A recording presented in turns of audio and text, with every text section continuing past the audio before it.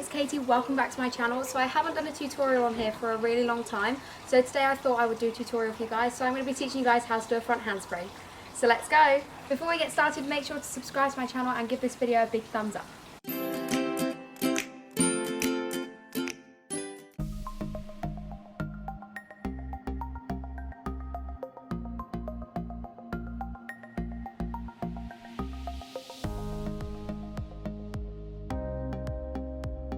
So as with any gymnastic skill, the first thing that you're going to want to do before trying the front handspring is stretch.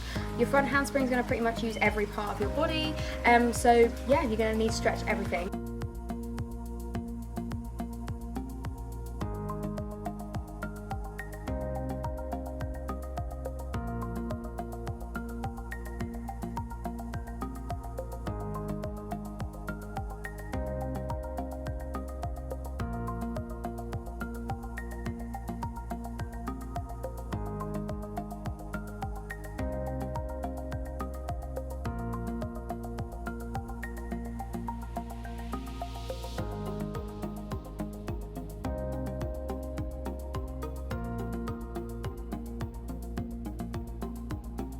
So again, before you try your front handspring, this isn't 100% necessary, but just to sort of get the feeling.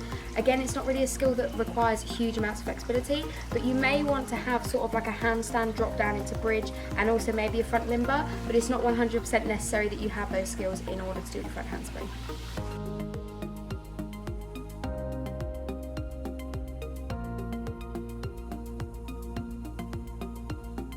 Okay guys, so the first part of the front handspring is the run into the takeoff. The takeoff for a front handspring is a hurdle. So if you guys don't know what that is, so you're going to run and then you're going to hurdle on your bad leg basically. So my good leg is my left leg, so my bad leg is my right leg.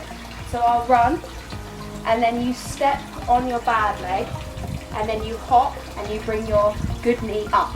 As you bring your good knee up, you've got to swing your arms up to your ears.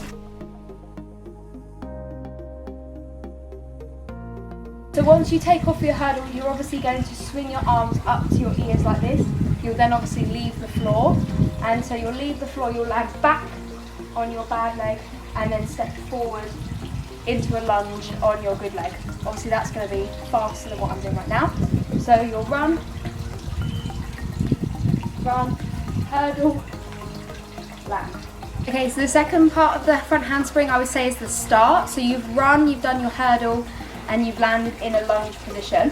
From here you're then going to kick your bad leg backwards and you're going to try and place it like you would do a handstand. Your hands not as far away from your feet as possible, but you don't also want them to go like really close down. So you've got to try and imagine you've got to put your hands over here. So you're going to do your run, you're going to step into your hurdle and then kick up into a handstand basically.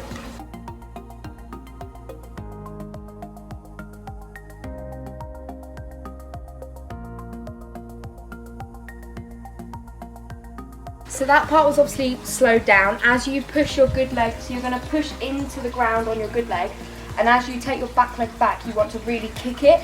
It didn't look like I was kicking it then, because if I kicked too hard I would obviously do the front handspring rather than just a handstand.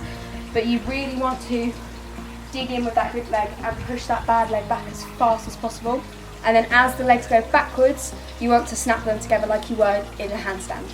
The step 3 of the front handspring is sort of like the end of the front handspring. Now this is going to be a little bit difficult to sort of demonstrate, but if you can do a front limber, it's sort of like that, but a little bit sped up and a little bit faster. So the difference between the front limber and the front handspring, when you do the front limber, you do the handstand, you fall into the bridge, and once your feet touch the floor is when you bring your arms up. The front handspring obviously does the same sort of movement, however, you want to push off as you're in the middle of the handstand. So you're not waiting, once your feet land on the floor, you should also have your hands off the floor and you should be landing upright. As you reach the handstand, you want to push and block off of your hands. And then as you snap your feet together, you want to bring your hands up off the floor, snap your feet together and then come over and land on 2 feet. So the final stage of the front handspring is the landing. So you want to obviously land with your feet together. You want to make sure that you've stayed square throughout the whole time. So you should end up facing the way you started, and you want to land with your arms up by your ears, because if you're then going to progress on from the front handspring, you're probably going to do like front handspring, front somersault, so you're going to want to be landing with your arms up by your ears so you can take off for the next skill. The first common mistake that I often see in a front handspring is not committing to the skill. So this is like halfway through, as people go over, they sort of start to doubt themselves or chicken out, and then they start to twist. So they end up like starting off like a handspring and finishing like a round off. The second mistake that I sometimes see is bending your arms. So as your hands come into the ground, you want to lock your arms out. You don't want to hit the ground with bent arms, because otherwise you're going to end up doing a head spring. Third common mistake that I see is as people come over and they start to land, they don't bring their arms up with them, so they end up like bringing their arms around the side, so they're sort of like landing like this rather than bringing their arms up and over like this. Final mistake, which is probably the most common mistake that I see, is people landing on their bum at the end of the front handspring. It's a really easy mistake to make, but as you come over from your front handspring, you want to make sure that you're pressing your hips forwards like this, because if you're just sinking back, you're going to end up sitting down on your bum basically. Thank you guys so much for watching this video. I really hope you guys enjoyed it and also found it helpful. If you did, give it a big thumbs up and subscribe to my channel, and I'll see you guys on Wednesday with another video. Bye!